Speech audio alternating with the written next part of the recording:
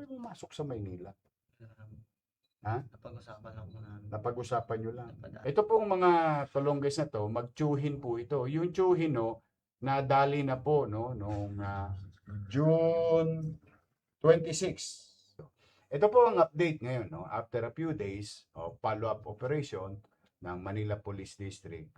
Nakuha na po itong si Hercules. Ito po yung pangalawa at huli, no? Pangalawa at huli sa suspect na naganap. Ito po yung marami na naibiktima. Paano nga ito, General? Saan ito tumitira dati? Meron po siyang 7 theft cases na na-file sa Pasig City at meron po isa sa Pangasinan. Yung gaya po nung nabanggit natin nung una sir, na unang lapag po nila ngayon dito sa Maynila, pang-siyam na po ito. Pero sa Manila una po, pero nakalawit po kagad ng Manila Police District sa atas po ng ating mayor. Ayun po yung sinasabi namin, no? Siguro na pagtatagumpayan nilang gawin yung kanilang krimen o pambibiktima sa iba't ibang dako ng ating bansa, o in this case, Luzon, ngunit sumubok po sa Maynila. Dito, nakalawit to. Itong si Hercules Ebuanga. Tama ba? Opo. Ebuanga? Yeah. Opo. De Los Santos. Buti. Buo ka pa naman. Ano? Buti, sumuko ka or nakipag-ugnayan kayo. Pinantayan mo ito sa Pasig.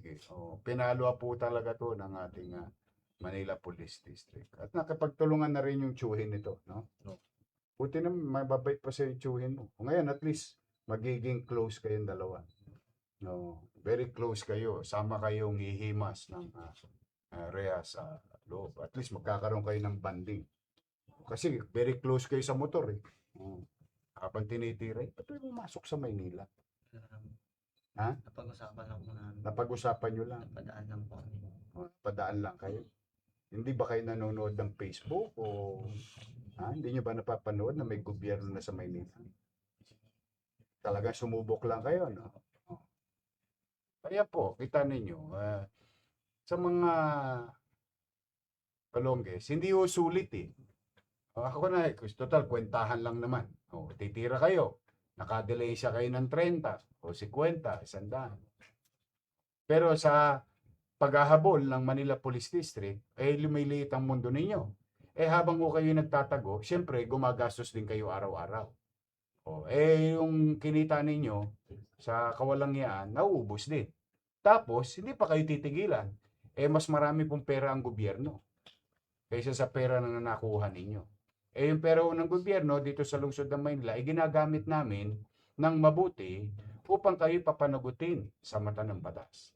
At makapagbigay kami ng kapanatagan naman sa mga taga-lungsod ng Maynila at sino mang dumadako sa lungsod ng Maynila.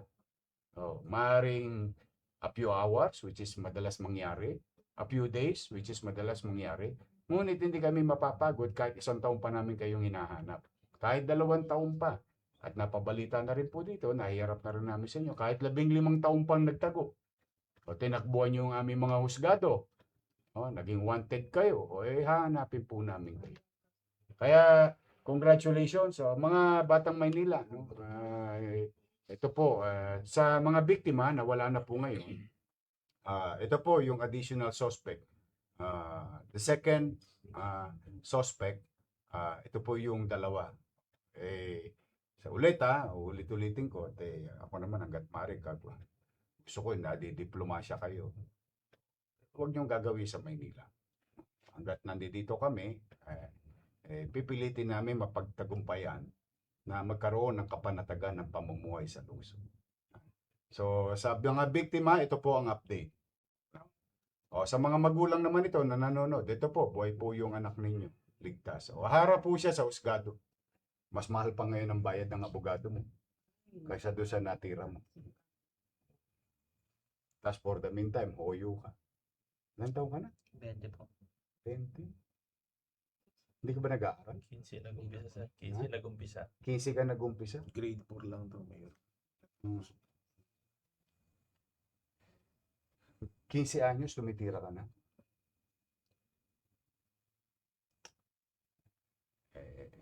Sayang, ako, hihinayang ako, siyempre, Alam mo, ayan, katulad niya, 14, 15 anyos.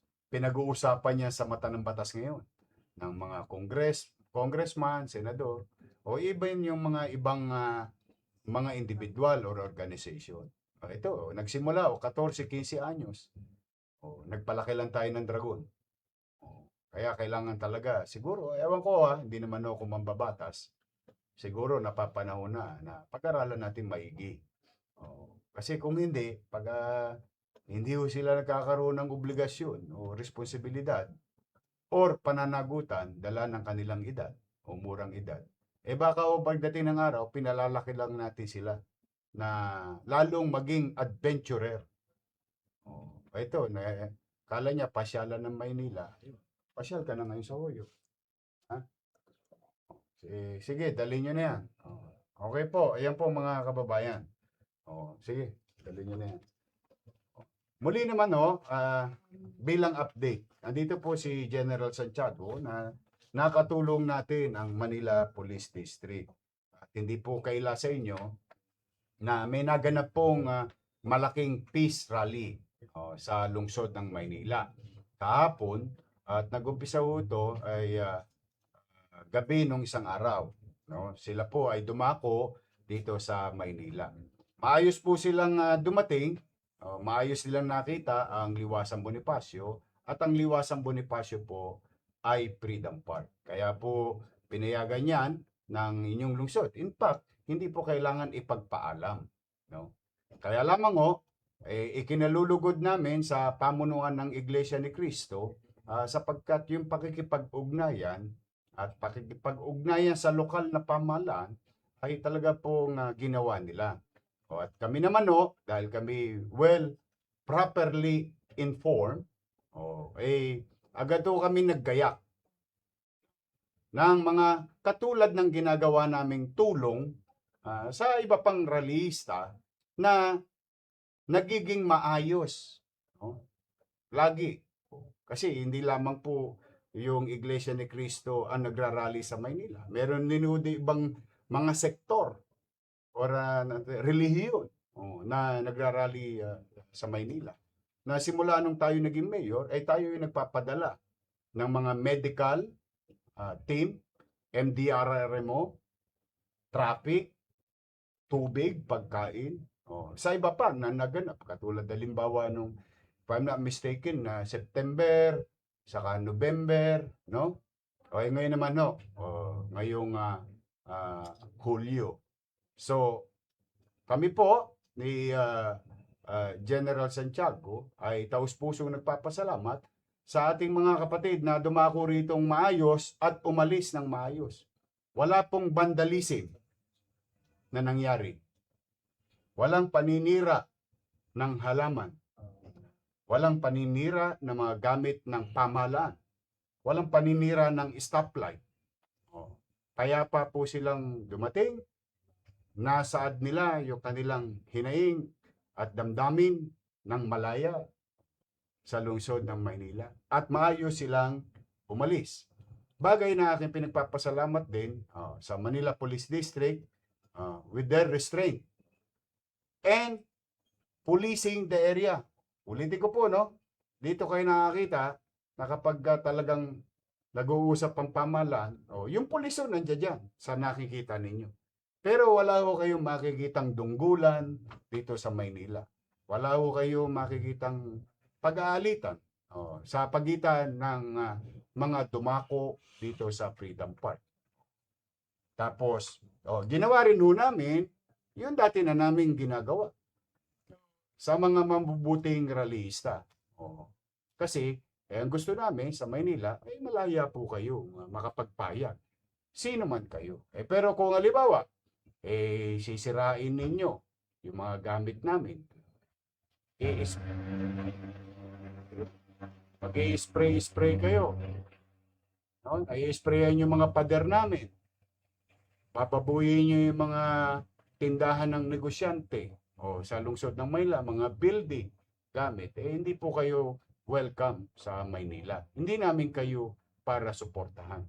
Ngunit kung halimbawa, ang ninanais ninyo ay magpahayag ng inyong saloobin which is garantisado ng saligang batas, ay dito po, welcome po kayo sa Maynila.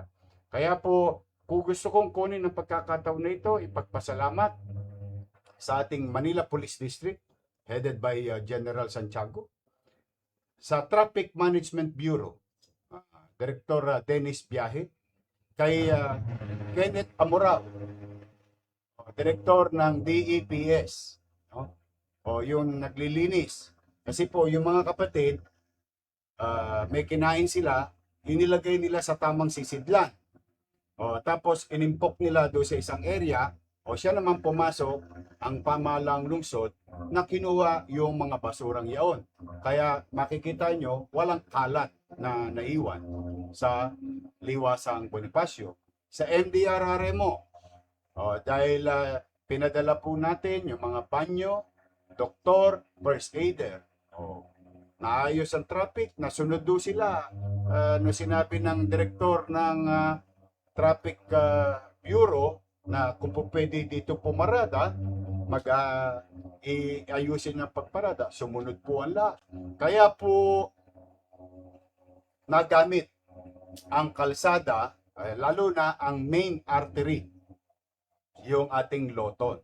So, sa ating DEPS at kay Director Arnel Angeles, ang kanyang mga kasama sa MDRRMO, sa police, at sa ating mga kapatid sa Iglesia ni Cristo, at yung ibang nakisali doon sa rally na naganap kahapon.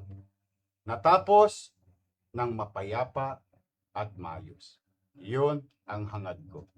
No matter what matter most is that hindi nagambala ang buhay ng iba nating kababayan na nakatira sa lungsod ng Maynila at dumadako sa Maynila sa ginagawang constitutional rights ng ibang mga kababayan natin. Yung pinapractice yung kanilang constitutional rights o protektado sa saligang batas. So muli po taus puso po ang aming pasasalamat